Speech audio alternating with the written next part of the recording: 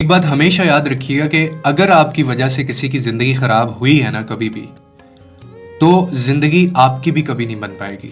پھر چاہے تمہارے پاس فرعون جیسی طاقت ہی کیوں نہ ہو، دولت ہی کیوں نہ ہو، تمہاری زندگی نہیں بن پائے گی. اور اس کی وجہ یہ ہے کہ جو کمزور لوگ ہوتے ہیں نا، اللہ ان کے معاملات خود دیکھتا ہے. اور ظلم کا نظام جو ہے وہ کبھی قائم نہیں رہتا. ہمیشہ جو دل توڑے، جو رشتوں کو مٹی میں ملا دے، جو دھوکہ دے، جو کسی کی محبت کا مذاق اڑائے، اسے اپنی جیت کا گمان کبھی نہیں کرنا چاہیے.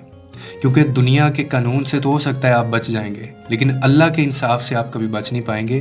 اور محبت اور جذبات کا جو دکھ ہوتا ہے نا، یہ کہتے ہیں سب سے بڑا ظلم ہے اگر آپ کسی کو دیں. اور ظلم کی سزا ہر صورت ملتی ہے، چاہے دیر سے ملے مگر ملے گی ضرور. کمزور لوگ صرف دنیا کی نظر میں کمزور ہوتے ہیں، مگر اللہ کے نزدیک ان کا درجہ سب سے اونچا ہوتا ہے.